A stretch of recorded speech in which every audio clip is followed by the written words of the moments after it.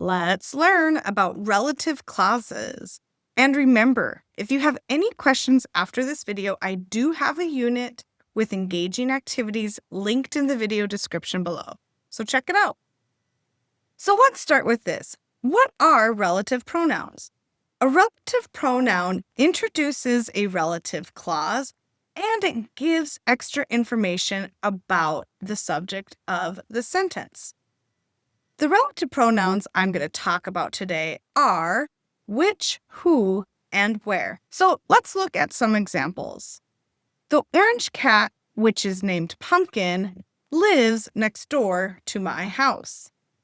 This is a relative clause that is using the pronoun which. And we use which to refer back to the orange cat, which is the subject of our sentence. Also notice that we have two verbs in this complex sentence. We have the verb is in the relative clause, and we have the verb lives in our independent clause. And again, we have only one subject, which is the cat. Now, another example is the orange cat, which always comes to my house, is very friendly.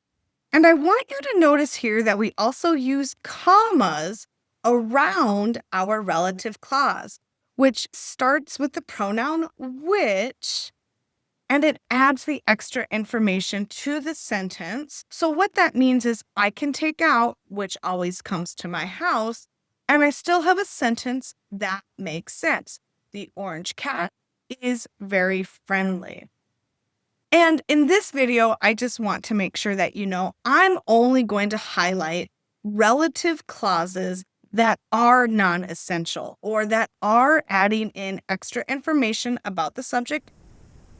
So let's start with which. We use which for things, living or not. So let's look at this turtle. Now, I can say a turtle is a reptile, and I can say it lives in the sea.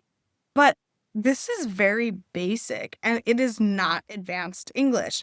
So we can easily make this look and sound more fluent by combining these ideas with the relative pronoun which. A turtle, which is a reptile, lives in the sea. This sounds a lot more advanced. So now let's do some practice. Here are two ideas about this object, a sports car. I have that it is expensive and it is on display. How can you combine these two ideas using the relative pronoun which? Go ahead and pause the video, and when you are ready for some answers, hit play. So I have this as my first answer. The sports car, which is expensive, is on display. But you could also say the sports car, which is on display, is expensive.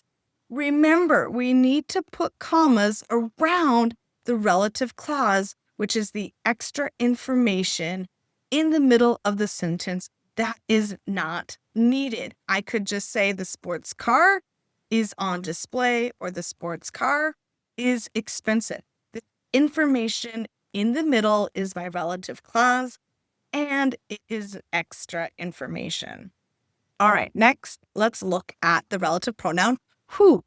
And we're going to use who for people. So again, I can say that those people live next door and that they have 5 children.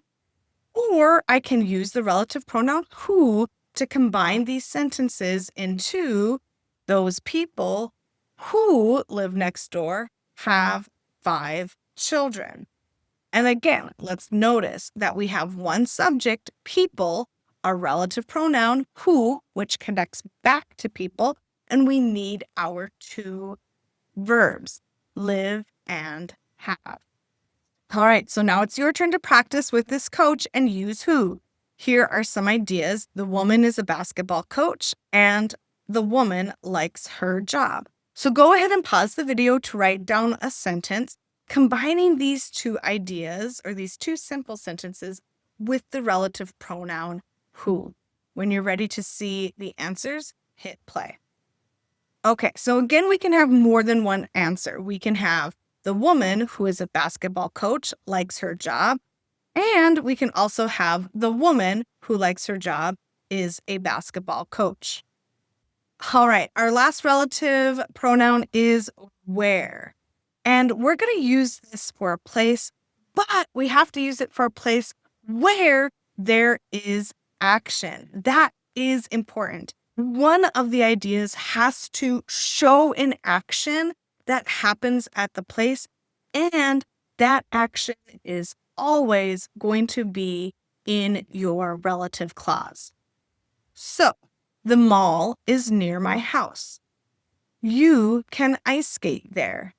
Can ice skate is the action. And if I want to put this together with the relative pronoun where, it would look like the mall where you can ice skate is near my house. Again, notice that we have the action in the relative clause. And also notice that we dropped the word there. We dropped the word there because we know that we're talking about the mall, so we do not need to say the mall there. It's repetitive. Okay, final practice with a place and using where. I have the amusement park is open late, and you can find many rides. So go ahead and pause the video to write down a sentence combining these two ideas with the relative pronoun where. Okay, so you should have something like the amusement park where you can find many rides is open late. So again, remember that the action finding rides needs to be a part of the relative clause in the middle of the sentence, giving us that extra information. And again, because it's extra information, it needs to be separated by commas. So for years, I have told my students that if they want to sound fluent, being able to write and speak using relative clauses is one easy way to do it. So definitely go out there, look at relative clause worksheets, read examples, and really try to get that input into your brain. And if you want more practice, I have some examples here for you to try. So using who, the girl won the race, she trained every day. Or using which, I bought a backpack, it has many pockets. Or using where, the park is near our home, many family have picnics there. Write your answers in the comments below, or if you have any questions about this idea, definitely leave them in the comments below as well. And thanks so much again for practicing your English with me. I'll see you in our next lesson.